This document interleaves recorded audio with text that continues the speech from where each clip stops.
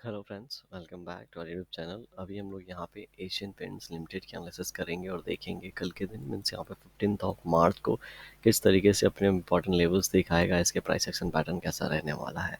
तो Asian paints अगर हम लोग यहाँ पे ध्यान से देखेंगे तो आपको मैंने एक चीज़ कल यहाँ पे नोट करवाया था कि जिस तरीके से यहाँ पे प्राइस एक्शन पैटर्न बना है, आप कोशिश करेंगे बायर्स इसके ऊपर क्लोजिंग देने की। क्यों इसके ऊपर क्लोजिंग देने की? क्योंकि यहाँ पे प्राइस एक्शन पैटर्न बहुत अच्छा रन किया। 50% करेक्शन के बाद इस तरीके से अगर ब्रेकआउट देता है तो यहाँ पे प्रोबेबिलिटी है ये 2920 के आसपास थोड़ा सा टाइम स्पेंड करने के बाद जो 2960 का ये टारगेट हम लोगों को दिखा सकता है। और जिस तरीके से आज का यहाँ पे ग्रीन कैंडल बना है, ठीक है, पिछले 3 दिनों के जो भी मोमेंटम था उसको यहाँ पे कहीं ना कहीं एनगल्फ करता हुआ हमें नज़र आ रहा है। ठीक है, तो इस पॉइंट को हमें नोट करके रखना चाहिए। और यहाँ पे एक अच्छा रेंज भी बना रखा है, ठीक है, 40-50 रुपीज़ से ज़्यादा का रेंज है, तो ये रेंज हम लोग ऊपर प्लॉट करेंगे एंड उसके हिसाब से जो हमारा टारगेट निकल के आएगा तो 2950 के आसपास का निकल के आएगा।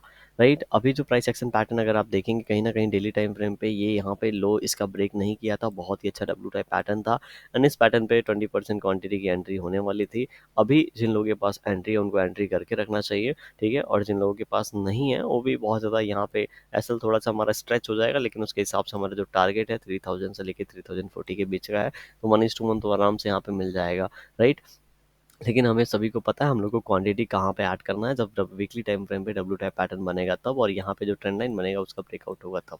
राइट, इस तरीके से हमारी प्लानिंग है। अभी यहाँ पे जैसा यहाँ पे आज के दिन सिचुएशन बना है उसके हिसाब से हम लोग वीकली टाइम फ्रेम पे भी थोड़ी चीज़ें यहाँ पे एनालाइज करेंगे। वीकली टाइम फ्रेम को हम लोग यहाँ पे कंसिडर में हमेशा लेते हैं। एक बात याद रखिएगा, बहुत ज़्यादा सेलिंग हुई, सेलिंग होने के बाद पहले यहाँ पे हॉल्ट पे रुका, सेकेंड हॉल्ट इसका बहुत पास में था, जैसा कि मैंने बताया था बहुत ज़्यादा हमारे पास स्पेस नहीं है। ठीक है, तो यहाँ पे जैसे ही इस कैंडल के हाई को ब्रेक करेगा तो यहाँ पे प्रोबेबिलिटी है कि कुछ लोग यहाँ पे आके एंट्री लेंगे।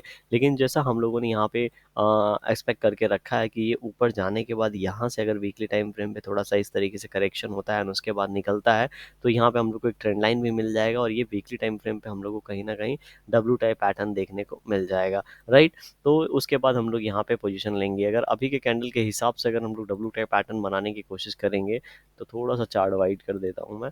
अभी यहाँ पे देखिए नीचे आया, ठीक है, नीचे आने के बाद ऊपर गया, ऊपर आने के बाद इसमें फिर नीचे आया और फिर जा रहा है, तो यहाँ पे भी कहीं ना कहीं एक डब्ल्यू टाइप पैटर्न मुझे देखने को मिल रहा है, लेकिन बहुत ज़्यादा एग्जैक्टली जैसा हमारा पेंटिंग होता है डब्ल्यू टाइप पैटर्न, ठीक है, जैसा यहाँ पे होता हुआ था, ठीक है, उस तरीके का पैटर्न हम लोग को नहीं देखने को मिला है। लेकिन कहीं ना कहीं ये डब्ल्यू टाइप पैटर्न अगर नेक्स्ट वीक में, इसी वीक में या 2890 के आसपास क्लोजिंग मिलता है उसके बाद अगर इसका यहाँ पे ब्रेकआउट होता है तो एक अच्छा डब्ल्यू टाइप पैटर्न बन जाएगा।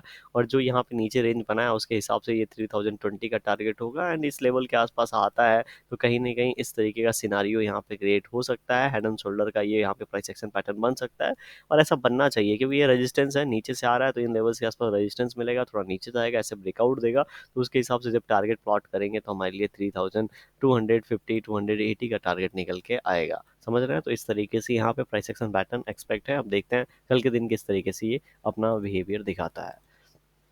अब हम लोग 15 मिनट टाइम फ्रेम पे आ गए हैं। 15 मिनट टाइम फ्रेम पे आज के दिन अच्छा यहाँ पे बाइंग हुआ है, ठीक है, मान के चलते हैं कल का जो यहाँ पे बाइंग था ये थोड़ा सा नीचे आ गया था, लेकिन आज का लेवल यहाँ पे कल का लेवल ब्रेक डाउन नहीं हुआ और ओपनिंग के बाद, ठीक है, फर्स्ट कैंडल में ही हमको स्ट्रेंथ नजर आ रही होगी। जैसे नीचे आया बायर्स यहाँ से ऊपर की ओर ले गए और यहाँ पे 2-3 कैंडल, ये एक रेजिस्टेंस जोन था जिसको यहाँ पे इसने इस तरीके से ब्रेकआउट दिया।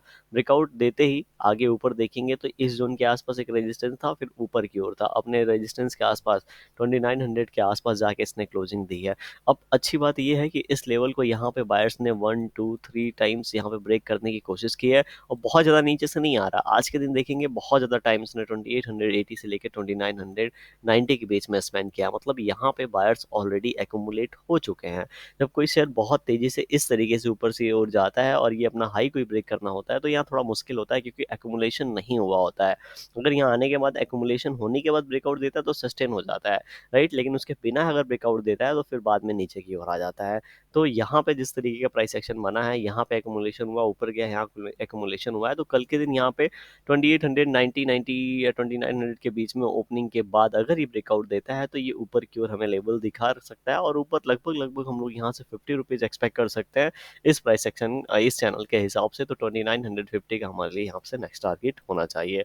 लेकिन अब ऊपर की तो बातें कर ली, नीचे की क्या? अगर गैप डाउन ओपनिंग हो जाता है इसी जोन में तो क्या? ठीक है, अगर इसी जोन में ओपनिंग होता है और फिर से जाके इन लेवल्स को ये ब्रेक करने की कोशिश करता है, तो ऐसे सिनारियो में फास्ट मोमेंटम देखने को मिल सकता है एंड मंडे को हम लोग को फिर अच्छा लेवल ऊपर की ओर देखने को मिलेगा। लेकिन अगर इसके बीच में ओपन होके देखिए, ऊपर का जो रेजिस्टेंस है वो वीक हो चुका है, लेकिन जो नीचे का यहाँ पे सपोर्ट है वो थोड़ा सा अभी स्ट्रांग है, क्योंकि अभी यहाँ पे सपोर्ट लिया है। अगर गैप डाउन ओपनिंग होता है तो फिर से इसी जोन से ये सपोर्ट ले लेगा और इसके बीच में हम लोग को कहीं ना कहीं क्लोजिंग देने की कोशिश करेगा, और ये चैनल पैटर्न उसके बाद थोड़ा सा स्ट्रांग हो जाएगा। जिस ओर भी ब्रेकआउट डाउन देगा वो फिर हम लोग को एक अच्छा मोमेंटम दे के जाने वाला है। तो एशियन पेंट इस तरीके से प्राइस एक्शन पैटर्न दिखा सकता है। वीडियो कैसी लगी कमेंट सेक्शन में बता सकते हैं, पसंद आई होगी तो लाइक कर सकते हैं, चैनल पे नए होंगे सब्सक्राइब कर सकते हैं आप। Thank you for watching this video.